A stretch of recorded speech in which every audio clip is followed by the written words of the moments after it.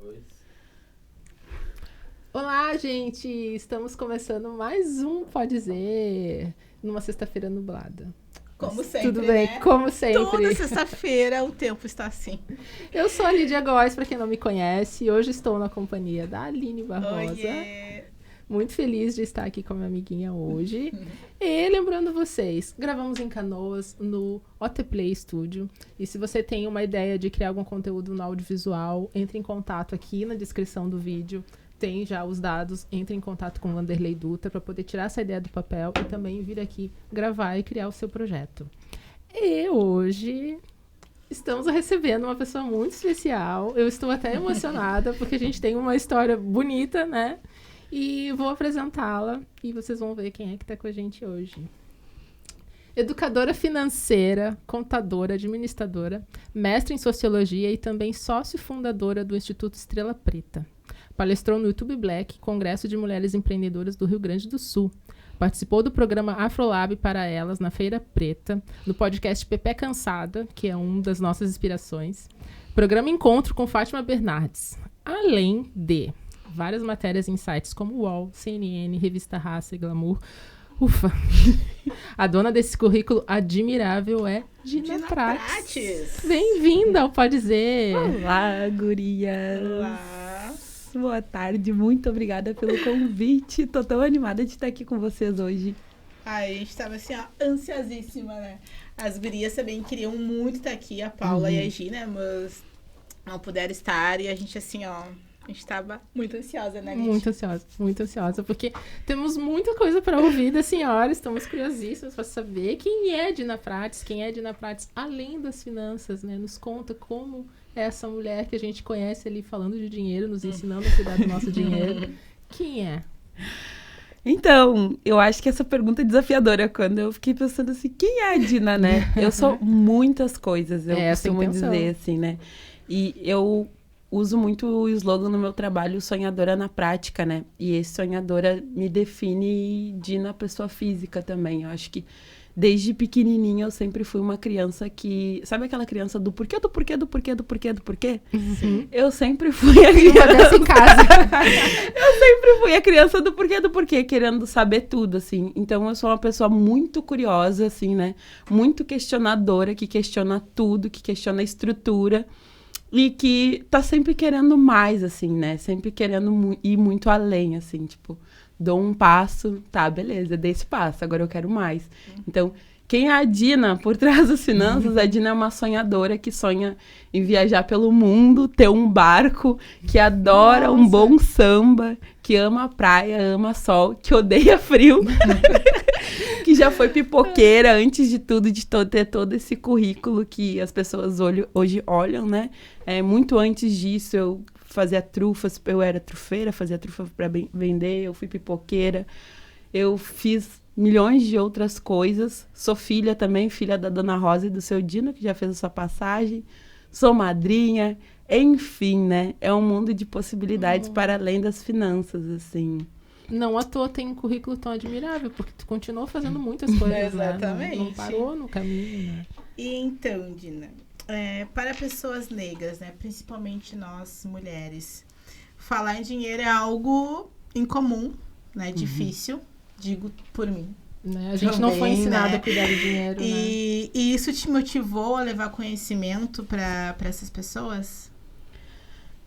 Eu acho que o que mais me motivou a começar a falar sobre dinheiro nem foi só levar o assunto das finanças em si, entendeu? Mas é olhar para a estrutura e olhar para a realidade das mulheres pretas, principalmente falo mulheres pretas no país, e pensar a minha família, por exemplo, né? E entender por que a gente trabalha tanto e continua nos mesmos lugares, muitas vezes. Sim. Ganhando menos, tendo o nosso trabalho menos reconhecido do que, em geral, as pessoas. Eu sempre fui a pessoa da ferramenta, sabe? Que quer, assim, se tu precisa, tu vai me dizer, olha, eu preciso de emprego, Dina. Tô procurando emprego. Vou pensar, o que a gente pode fazer na nossa comunidade para tentar ajudar ela? E aí, o que a gente pode fazer? Com quem eu posso fazer contato? Que ferramenta eu posso buscar? Então, sempre fui a pessoa da ferramenta. Sim. E aí, hoje, e ao longo da minha trajetória profissional, fui entendendo o dinheiro como ferramenta. Que a gente precisava aprender a lidar com essa ferramenta para poder se colocar melhor, né, no mercado de trabalho, na nossa vida pessoal também, e fazer com que as nossas famílias tivessem uma estrutura mais sólida para poder crescer, para poder ter qualidade de vida. Então, quando eu comecei pensando no dinheiro, não era pensar no dinheiro em si, sabe? Sim. Mas era tentar pensar estratégias para melhorar a nossa qualidade de vida enquanto comunidade preta, assim, né? E também tentar pensar na valorização do nosso trabalho enquanto mulheres pretas num mercado que é extremamente excludente. E aí, quando a gente está falando de finanças, e a gente... Vou dar um exemplo para vocês, né? E para quem está nos assistindo, né? Pensem em referências de pessoas ricas, por exemplo. Sim. Né? Quantas pessoas negras vai vir, né, na nossa mente? E se for pessoas negras, quais são as pessoas negras que vão vir? Vai vir a Beyoncé, sim, vai vir algum jogador de futebol, exato, vai vir sempre nos mesmos lugares, com os mesmos postos, né? Então, quando é que essa estrutura... Mesmo a população negra sendo mais de 50% da população, a gente ainda não tem referências. Então, eu pensei, bom, a gente precisa falar mais sobre dinheiro, falar sobre educação financeira, entender que ele é ferramenta, ele não é o centro das nossas vidas, porque nós somos muito potentes em tudo. Importante, né? A gente precisa falar sobre isso, e aí sim a gente construir as nossas próprias referências nas nossas próprias bases. Eu acho que é isso que me leva a trazer esse conteúdo, assim, e começar a desmistificar essa relação com o dinheiro num lugar que não seja nesse lugar doloroso, assim, sabe? Sim. Da ausência, da falta, do não tenho dinheiro. Que é assim que as pessoas chegam em mim. Ai, Dina, eu fiz tudo errado. Ai, Dina, não sei de nada. Não, você sabe muita coisa. Mas a estrutura tá te dizendo, exato, que tu não sabe nada, e a gente tá assimilando isso. A gente não foi ensinado a cuidar do dinheiro, né? O nosso povo não foi ensinado a cuidar do dinheiro porque também nunca teve o poder dele. Exato. Né? Então fica difícil tu aprender a lidar com algo que tu não tem também.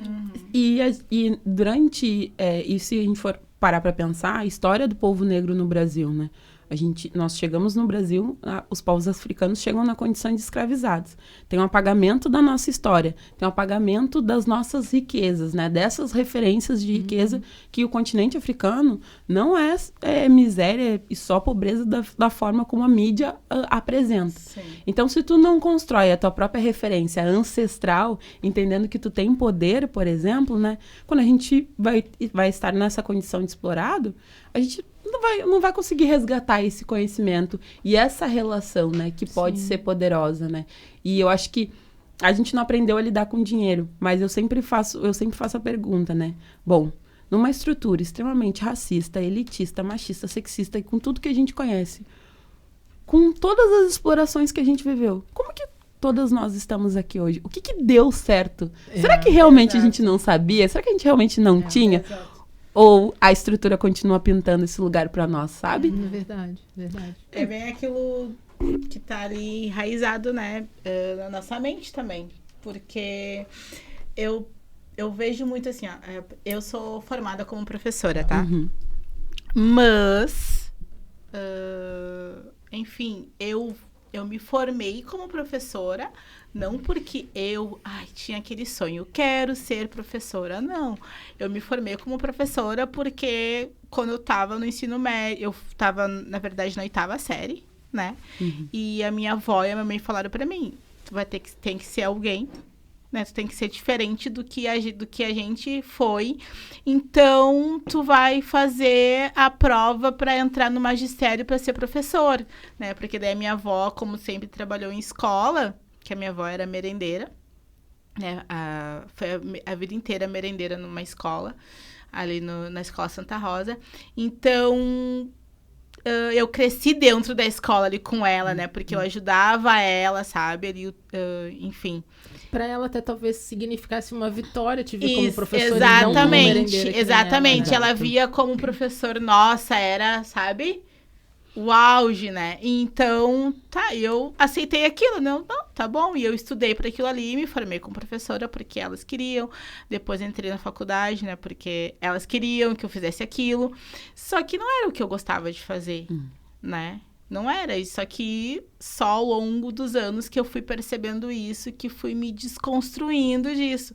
E quando eu decidi sair do emprego CLT, né? Também é um grande dilema, né? Sair para empreender, nossa, foi assim, ó, pensa numa guerra.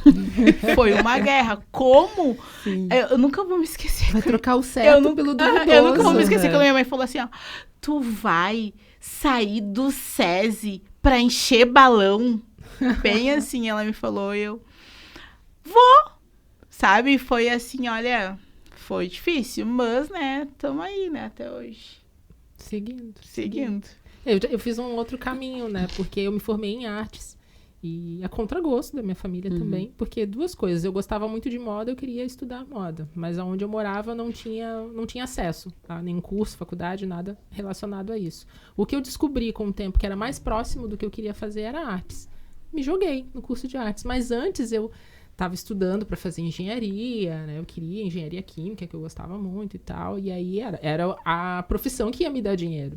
Quando eu mudei de ideia e descobri, não, mas isso aqui é que diz respeito a mim, é isso aqui que combina comigo, é o que vai me fazer feliz. Eu quero ir para as artes. Eu dançava, tipo, eu era toda das artes. Eu me lembro que até uma vez eu conversando com uma psicóloga, quando eu falei que estava estudando para fazer vestibular de engenharia, e ela, mas por quê? Não tem nada. Ela assim, eu não te vejo dentro de um escritório, eu não te vejo dentro de uma obra, enfim, eu não te vejo fazendo isso. Tu é uma pessoa do mundo. E aí eu, pois é, né? E aí eu me joguei nas artes, bem a contragosto da minha família, sendo muito mal visto, inclusive, porque já tava assim, como que colocando naquela ideia ali, coitada, vai ser a pobre da família, a pobre coitada, que ela não vai ser ninguém. Não, é bem isso que esperam, né? Mas é o que a gente foi ensinado, né? E fiquei pensando muitas coisas, né, do que vocês comentaram. Uma é como a arte negra, né, a arte de pessoas pretas é vista nesse lugar de um trabalho que não vai ser remunerado, né, e que essa pessoa não vai ganhar. E se fosse, no caso, uma mulher branca, talvez fazendo essa escolha, né, óbvio que num outro contexto, né, esse trabalho ia ser colocado, ela é criativa e tudo, né? E eu sempre falo o quanto que as nossas comunidades têm artistas incríveis que não têm a mesma oportunidade, o mesmo acesso, né, a possibilitar, a conseguir fazer com que o seu trabalho seja remunerado justamente. E o ponto, né, também da família querer que a gente siga esse caminho e tal, né? É de que as nossas mais velhas, muitas vezes, elas olham nesse lugar da manutenção, né?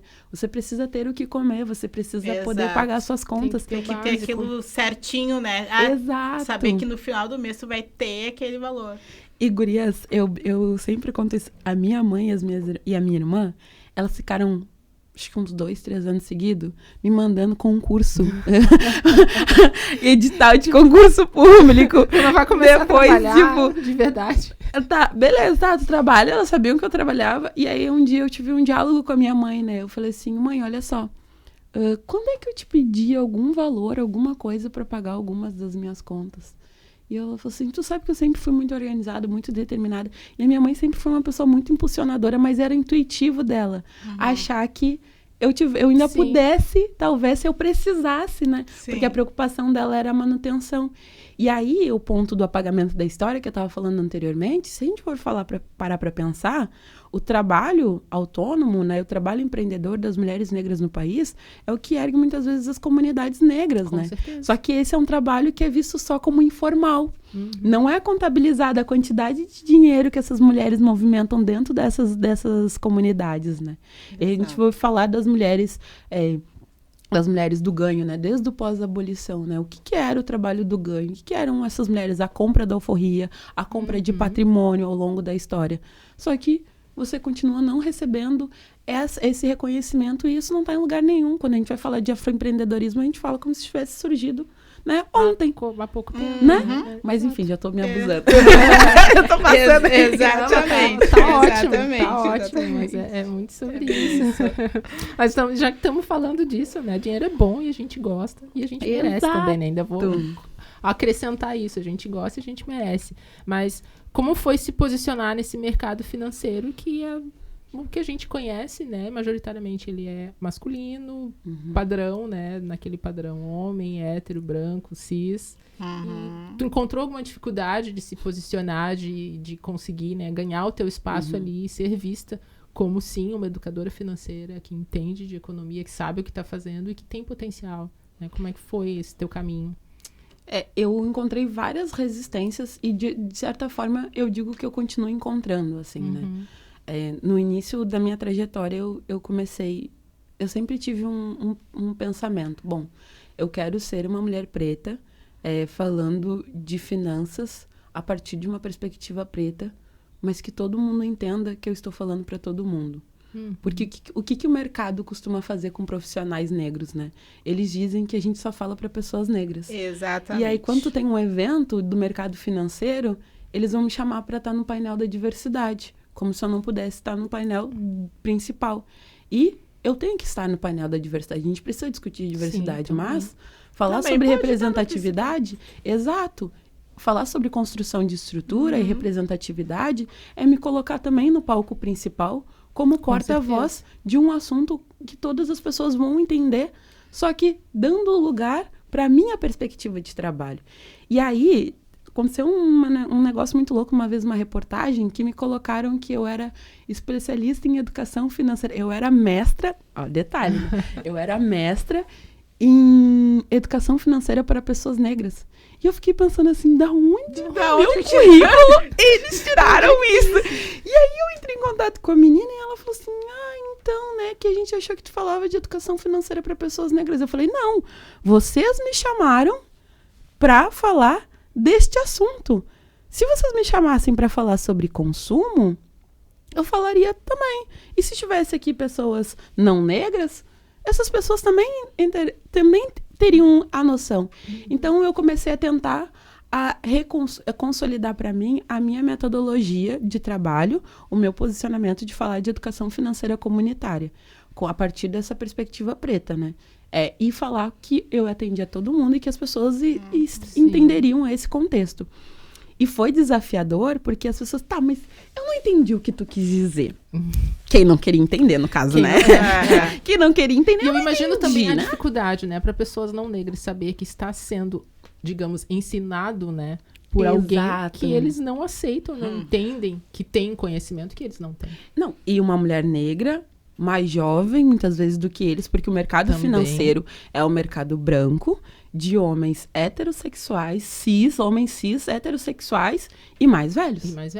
Então, exatamente. Contrapor toda a estrutura, né, e o perfil que eles estão colocando. E esse tempo eu fui fazer um trabalho fora daqui e eles achavam... Eu tava como criadora de conteúdo e tal, e eu questionei um ponto técnico no roteiro, né? No roteiro que veio. Eu falei, olha, a gente vai ter que mudar o roteiro porque isso não é isso, né? Era uma questão conceitual de finanças. E ele, não, mas eu pensei desta forma. Eu falei assim, olha, para além de criadora de conteúdo, eu sou contadora, administradora e mestre em sociologia. Eu sei o que eu estou falando. Não, eu não tirei essa reflexão da minha cabeça. Meu bolso acordei aqui no meu bolso, assim. Sim. Então, se posicionar nesse mercado é muitas vezes bater de frente e ter a noção que, assim, talvez se eu quisesse ir rápido, né, e estar ali no topo das paradas, ali falando, né, e sendo com um trabalho mais reconhecido, eu poderia estar indo por esse caminho que eu ia apaziguar as coisas, ia tirar a raça, não ia me posicionar dessa forma. Sim. Seria uma escolha, mas eu não quero. Até porque outras, acho que é consultoras que se fala, né? Educadoras financeiras que não são mulheres, que são mulheres brancas, elas falam para todos. Para todos. Né? Não falam apenas para pessoas brancas.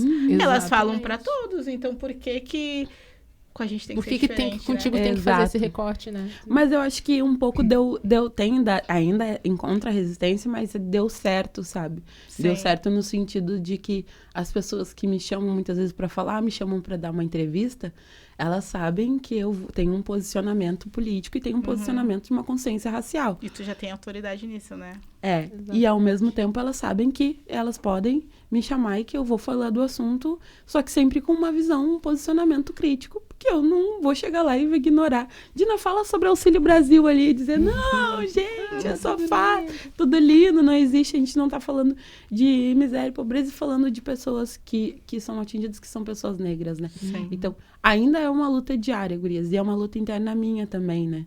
que às vezes eu fico me segurando, eu fico muito de cara e eu fico pensando assim, Dina, respira e seja estratégica. Respira Às vezes e a gente precisa ser, né? seja estratégica, porque lá na frente isso é algo que vai impactar e vai abrir também porta para que outras pessoas negras também possam sentir tranquilidade quando fazerem as suas escolhas e arretar o pé, assim, né? E eu sempre fui muito questionada e continuo sendo. Eu falo, é só o tempo de me questionar e desquestionar, porque qualquer coisa, se nada der certo, eu sei que tudo já deu certo, eu volto a vender pocket. É uma brincadeira, tá? Exatamente. E faria disso um grande negócio, porque, né, também não vamos desmerecer os pipoqueiros que estão aí, né? É um trabalho. Eu continuo, eu falo, não é é uma brincadeira, mas é uma verdade, porque eu continuo com o negócio da pipoca. Ah, tu continua. A Turba Pipocas ainda existe. Ai, que E legal. eu digo que é uma brincadeira, porque eu e a minha irmã, empreendimento, né? a gente fala assim, Dina, tu não tem colocado atividades mais comercializada e divulgado mais a Turba, né? E aí eu falo pra ela que a gente escolhe, às vezes, as frentes que a gente vai atuar. Eu falo assim, a Turba não morreu, né? Eu tenho a Turba, não deixei de ser pipoqueira, né? Então, é uma brincadeira por causa que é disso. Sim, faz todo sentido. E onde e como a Dina quer estar daqui a 10 anos? Difícil. Olha, eu faço essa pergunta pra todo mundo, né? Quando me fazem. Exatamente, foi por isso. A Dina, pessoa física, quer ter uma tranquilidade, assim, uma qualidade de vida um pouco maior, assim, né? De trabalhar um pouco menos e poder viajar muito mais, né? Poder já estar usufruindo das coisas que eu estou semeando hoje, assim, né? A Dina, pessoa jurídica, né? Dina Praticinança, em termos de educadora financeira, eu quero poder já ter construído já o meu trabalho de uma forma não só consolidada, mas formando outros educadores financeiros, né? Porque a Dina educadora não vai dar conta de todo um problema extenso dentro da nossa comunidade, né? Dentro da nossa realidade.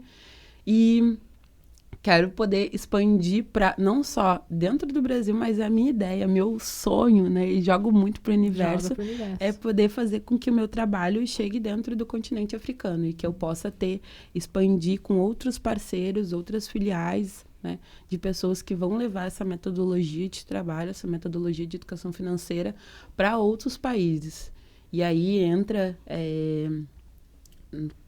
na América, né, mais norte-americano, continente africano e Brasil, assim, a minha ideia é que esse trabalho saia do Brasil e que ele atinja todo o Brasil, mas saia do Brasil também, assim, né, e que a gente entenda que o progresso e prosperidade para nós, ele não tem barreiras e também não tem fronteiras, né. Nossa, até arrepiou. Não, e ver assim a Dina falando, né, dessa forma, né, da construção do trabalho. Porque algum tempo assim atrás, nós, né, comunidade negra, os únicos lugares que a gente conseguia se imaginar em ascensão, né, com riqueza, era o quê? Jogador de futebol, pagodeiro, né? Ou mulher modelo, né? Mulher modelo. E mesmo assim com um recorte bem grande. Né? Então, e hoje em dia a gente consegue ver assim várias possibilidades, né? E uma baita inspiração assim, né, para a juventude, assim, hoje em dia, que muitos não têm assim uma perspectiva, né, de vida de tipo, vou ter uma carreira, né, de cuidar do seu dinheiro, de pensar no futuro. Porque muitos acho que nem pensam, né? Nem vê uma perspectiva de ter dinheiro para cuidar, né? É o que a gente estava falando lá no início, né? É ter o básico pro dia a dia, né? O para viver, para sobreviver, né? Não pensar além, né? Exatamente. Tipo, não... E isso é uma briga minha muito grande, assim, com a minha família, né? Com a minha mãe, porque, eu sou autônoma, né? Não tenho o dinheiro certo de todo mês. Então, quando eu resolvi sair, né, da casa da minha família, que eu não tinha custos com aluguel, e tudo mais, e eu fui morar em outro lugar melhor, mas que me gera um custo, né? Eu fui vista como, nossa, tá metendo os pés pelas mãos, vai durar 2 meses e vai voltar, vai pedir para eu voltar para cá. Só que aí que entra essa questão da educação financeira, né? Totalmente. Porque eu sei cuidar do meu dinheiro, né? Hoje eu sei cuidar. E, tipo, a minha família... Não, eles não sabem, né? Não sabem ainda, eu sou vista como a errada. Mas não sabem cuidar. Porque, claro, eu viso uma qualidade de vida melhor para mim e para os meus filhos. E foi isso que eu quis, né? Eu quis que eles tivessem um lugar mais digno pra viver, pra morar. E às vezes isso é visto até como uma arrogância também, né? Sim. Tem essa parte de, Sim. tá querendo demais, não precisa disso. Exatamente. Sabe? E sabe que lá onde eu moro, vários vizinhos, assim, eles ficam, tipo, muito... Ai, tu viu? Ela é sozinha, né? Com os filhos. E já questionaram, já teve uns questionamentos, assim, pelos corredores. O que que eu faço da com vida, que tu trabalha? entendeu? O que eu trabalho. Porque eu tô sempre em casa, entendeu? Deixa eles pensando com queimando a cabeça lá. Porque chega, que os porteiros comentaram que chega muitas Os caixas recebidos. pra mim, entende? Então eles estão com... Fico aquilo, que eu faço? Como é que eu ganho a vida, né? Imagina se rola isso no meu condomínio, né? Eu moro aqui em Canoas, no condomínio. E também rola esses olhares, esses questionamentos, disso de chegar coisas e tal. Eu sei que as Exato. pessoas se questionam com o que eu trabalho, porque elas me veem em casa o tempo todo, né? Sim. Tipo, agora essa semana teve um dia que meu filho não foi pra escola. E aí tava um dia gostoso, eu resolvi levar ele pra pracinha e eu fiquei com ele brincando na pracinha do condomínio. Eu deitei num banquinho e fiquei ali tomando sol. E eu via que passavam alguns outros vizinhos, tipo, olhava assim, perguntando, tipo, terça-feira, 2h da tarde, você Tá vai aí deitada aí tomando sozinho. sol, tipo, o que ela faz, sabe? Exatamente. E eu sinto que as pessoas estranham, e eu tenho certeza que se eu não tivesse essa aparência, não iria ter esses questionamentos. Sim, As pessoas exato. não achariam estranho, né? Não, porque assim, tem outras pessoas lá no condomínio que as mulheres não trabalham fora, que estão em casa, e eu duvido que tenham esses questionamentos, né? E daí, claro, eu, né? E tem o fato de tu não ser Mulher casada, preta. né? Eu ainda sou casada, eu tenho certeza que muitas pensam que meu marido me sustenta. Com sim. certeza. A ideia né? do homem provedor, O homem né? provedor, ainda mais sou casada com um homem Exatamente. branco, né? Com certeza. E é ele que tanto que sustenta. que teve um funcionário lá do condomínio que perguntou pro meu namorado, né? Ai, o que tu é dela? Tu é namorado ou tu é marido? E olha só. Porque, né? claro, Muita como sensação. ele não tá lá todos os dias, entendeu? Não é sempre que ele tá lá, que perguntaram pra ele. Daí ele falou assim, não, eu sou namorado. Sabe? Então, tipo, Na cabeça eu fico dele. pensando assim, o que essas pessoas não devem estar falando por aí de Por aí, mim, o né? que devem estar pensando, olha, Mas o povo é... isso, gurias, é uma coisa que... isso é desafiador, sabe? Porque eu fico pensando, assim, qualquer lugar que nós, mulheres pretas, ocupemos, e pensando sempre na nossa autonomia financeira, né? Na autonomia do nosso trabalho, as pessoas vão questionar ou vão colocar perguntas em volta, né? E aí, ou elas vão tentar desmerecer, né? Será que não, ele não é ele que sustenta ela? Sim. Aparece de vez em quando, com piadas, com outros comentários. E questionar, e às vezes eu faço exercício de volta, né? Se alguém me questionar, Dina, mas o que tu faz? Alguma coisa assim. Eu pergunto de novo, tá, mas vai pagar meus boletos? Vai garantir as contas daqui de casa? E isso já aconteceu uma coisa bem engraçada, né, comigo. Eu tava subindo e as pessoas que são os meus vizinhos, assim, eu trabalho o dia inteiro, eu não... Às vezes eu trabalho em casa também e outro tempo fico no trabalho no IEP. Eu não interajo, não tem esse tempo de interação. Aí um vizinho passou assim por mim, cumprimentou. E aí, quando ele tava um pouco mais distante, ele falou assim, Dina, tu tava na TV esses dias? Eu acho que eu te vi em mais de um jornal. E aí eu falei assim pra ele, então, né? Sim, era eu. Ele falou assim, não sabia. O que tu faz? Eu falei... Então, né? Fico coçando aqui o dia inteiro, né? Não faço nada. É o que eles pensam, né? Não, olha... Então, a gente tá com um horário um pouquinho reduzido Mas hoje, não pode. né? Então, eu não vou fazer todas as perguntas dos nossos quadros, vou dar uma resumida, mas vou ir nas principais que eu acho que é importante, né? Então, Sim. eu vou te perguntar as duas últimas, que é o eu indico, que é o tu indicar pessoas profissionais, com certeza, né? Pessoas pretas, a gente, né? O foco é esse. Sim. Que tu acha importante, né? Trazer os nomes aqui para que as pessoas conheçam, né? E que te inspiram também, talvez, né? Tá. Eu acho que eu vou começar indicando primeiramente as minhas sócias do Claro. Instituto. A Andressa Moraes e a Elisiane Guedes, que são minhas sócias lá no Instituto Estrela Preta. Elas são psicólogas. E eu tenho uma trajetória com as gurias há muito tempo, assim, né? Desde o momento que nós estávamos dentro da universidade até o momento que a gente constrói o Instituto, assim, né? E elas são extraordinárias no trabalho delas e é tão importante a gente conhecer a importância de ter esse não só autocuidado, mas lembrar de cuidar da nossa saúde mental. Então, Sim. gente, quem quiser seguir as gurias lá nas redes sociais, @psi Andressa Moraes e @psicóloga Lisiane Guedes. São as minhas primeiras A gente vai indicações. trazer esses nomes depois nas nossas publicações no Instagram. A Andressa, eu conheço ela de fora das redes sociais, assim.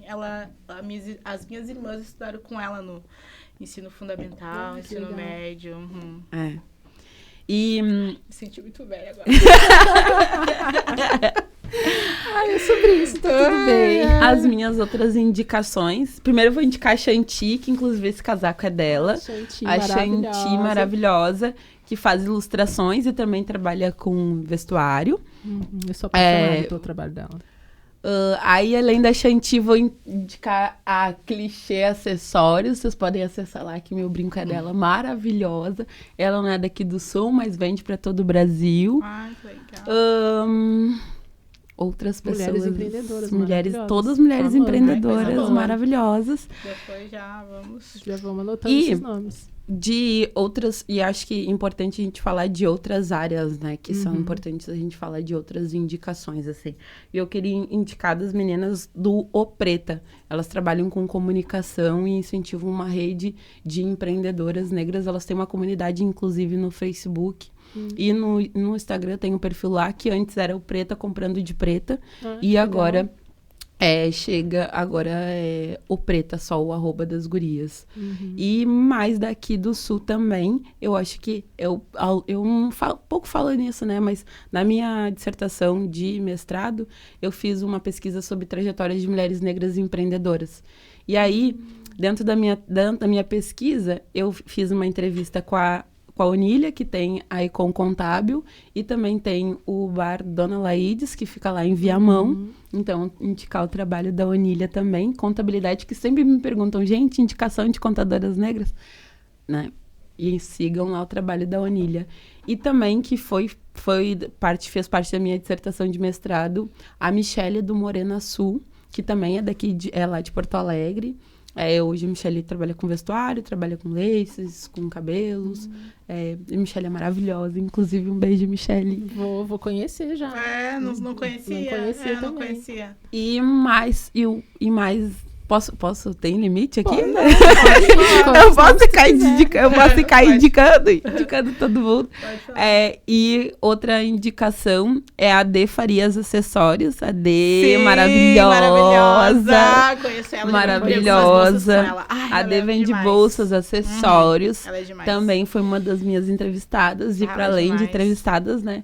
Queria indicar também o trabalho da Aldinha, que a Daldren Flores, ela trabalha trabalha em várias plataformas, mas também Sim. trabalha com a plataforma dela, que chama Mais Afro, que é um empreendimento que visa, né, a indicação e divulgação do trabalho de outras pessoas negras e também Sim. a discussão da diversidade racial em corporações, em empresas, em várias outras Também organizações. conheço, maravilhosa. Maravilhosa. Bom, eu podia ficar até amanhã indicando aqui Que pessoas, bom, né? Que mas bom. eu queria deixar uma indicação de livro, né? Que eu acho que, para além Também de redes importante. sociais, que eu acho que é importante, né? E eu, como uma pessoa que adoro ler, 2 livros, que um é Procure por Mim na Tempestade, que é do Marcus Garvey, que o Garvey, ele foi um grande líder, ele era jamaicano, mas atuou muito nos Estados Unidos e falava muito da importância da comunidade negra se auto-organizar e investir nos seus próprios negócios. E não muito só nos negócios, né, mas a gente investir na comunicação. E quando vocês me convidam para trazer para vir aqui no podcast, né? Eu fiquei lembrando muito disso, né? Eu estava lendo um texto dele que chama Comunique-se. Esse livro, ele é uma coletânea de vários textos dele que ele foi dos discursos, de coisas que ele foi fazendo ao longo da trajetória de vida. E ele falava da importância do povo negro construir os seus próprios veículos de comunicação e de destaque, né? Que a gente precisava se comunicar e falar para as outras pessoas também das nossas trajetórias e dos nossos trabalhos. Então, vou deixar a indicação do livro Procure por Mim na Tempestade, Marcus Garvey. Nossa, ele é uma coletânea do... Eu adoro ler. Já vou colocar na minha lista para ver. E o último é um livro bem pequenininho. Posso mandar depois o nome para vocês. É escrito a indicação de onde tem para vender também, porque não é um livro muito fácil de achar na internet. Mas ele foi feito durante a pandemia. Ele chama Afroempreendedorismo no Brasil. E ele é uma coletânea de textos da Adriana Barbosa, da Fernanda Leôncio e de vários outros afroempreendedores que são líderes de organizações empreendedoras de organizações negras, né? Sim. Falando sobre como que foi as atividades e principalmente a construção do Fundo É de Todos, que foi um fundo que proporcionou renda e várias formações durante toda a pandemia para milhares de empreendedores negros em todo o Brasil. Então, esse livro que saiu do Fundo É de Todos, né, com essa coletânea de textos de cada uma dessas pessoas, tem a Jaqueline também, que é de Brasília. Enfim, várias pessoas. Ele é muito interessante, é importante, todo mundo deveria ler. É um livro curtinho, fininho, legal, assim, mas legal. Ele fala muito sobre a trajetória dentro do afroempreendedorismo. E como a gente vai desconstruindo essa relação que a gente tem com o trabalho também, né? De visualizar que quando muitas vezes as pessoas negras estão construindo o seu empreendimento, você está só no campo informal. Mas por que a gente está no campo da informalidade? Porque o sistema nos coloca nesse lugar ou porque muitas vezes a gente não tem acesso também a ferramentas estratégicas? Eu acho que essa é a última indicação. Nossa, arrasou assim. Já vou anotar, porque eu adoro ler também. E pra gente finalizar, né? Manda aí, Aline. O qual? Eu fiquei... Você ficou assim, que eu fiquei pensando. Minha cabeça foi longe com o que ela tava falando. A última do quadro. Já veio umas ideias na minha cabeça. O quê? Que é tu mandar um recado, né? Sim. Ou essa é pra você. Manda um recado, uma indireta aí pra gente fechar. Pode ser pra alguém, diretamente. Ou pode ser sobre algo. Não precisa, né? Mas não precisa citar nomes. Pra facilitar, né? Quem ouvir, talvez entenda. Enfim, eu acho que, na verdade, meu recado, assim, não vai ser necessariamente para uma pessoa em si, sim. Eu acho, assim. Meu recado vai ser muito mais para a sociedade, né? Ótimo. Meu recado vai ser a importância de valorizem pessoas negras, valorizem o trabalho de pessoas negras. E valorizar não é simplesmente, muitas vezes, tu fazer um convite para essa pessoa negra e dizer, eu vou te dar destaque, vou colocar teu nome nesse lugar e por si só já tô te ajudando. Quando nessa semana a gente completou 10 anos da Lei de Cotas. E 10 anos da Lei de Cotas significa um ingresso muito grande de pessoas negras dentro de instituições de ensino superior, dentro das universidades. Só que existe um grande problema. A gente entra e muitas vezes a gente não consegue ficar. E isso não é igualdade de oportunidades. Igualdade de oportunidades é tu proporcionar uma estrutura que essas pessoas consigam permanecer. Sim. E assim como as universidades são, o mercado de trabalho também é assim. O empreendedorismo, né? A rede social, trabalhar com criadores de conteúdos são pessoas negras, também é sobre isso. É dar oportunidade para essas pessoas, mas dar ferramenta para que esse trabalho possa ter continuidade e possa ter estrutura para crescer. Porque, às vezes, tu não precisa dar grandes coisas, né? Não precisa dar... As pessoas, elas idealizam, né? O que elas precisam construir em termos de ferramentas. E, às vezes, é uma ferramenta pequenininha que tu está proporcionando e tu já está fazendo uma diferença enorme na vida desse profissional. Então, valorizem, incentivem e criem ferramentas, né? Não é criar só ferramentas, né? Mas proporcionem meios para que essas pessoas consigam também crescer e serem reconhecidas no mercado da mesma forma como vocês reconhecem e dão valor e dão palco para pessoas brancas. Eu acho que é só sobre isso. Arrasou, né? Forte. Eu arrepiei aqui, ó. Arrepiei. Forte, muito importante. Sem palavras, Dina. Sem palavras. Ai, adorei. Foi rapidinho, mas foi sensacional. Não, imagina. Muito necessário. Tô com o coração aquecido aqui. De te ter aqui, é muito importante. Esse final de temporada tá arrasando, Tá arrasando, né? Foi lindo. Muito obrigada pela tua presença. Eu que agradeço. Muito obrigada por compartilhar um pouco da tua história, do teu conhecimento com a gente. E teu tempo também. O teu tempo, né? Ai, desculpa a correria. Mesmo com correria, no fim, deu tudo certo, já deu tudo certo. Sim. A gente tá muito feliz de ter te recebido aqui. Muito. E acho que vai ser mais um episódio aí para entrar para a história desse podcast. Eu não falei no início, mas o Pode Dizer, ele é um espaço para a gente mostrar e potencializar histórias de pessoas pretas. Então, é sobre isso. Por isso que a gente quis ter pessoas como tu aqui. Assim, as pessoas que a gente tem trazido aqui é porque a gente sabe da importância de dar esse espaço, abrir esse espaço, não é nem dar esse espaço, mas abrir esse espaço de oportunidade da gente contar e mostrar a nossa potência.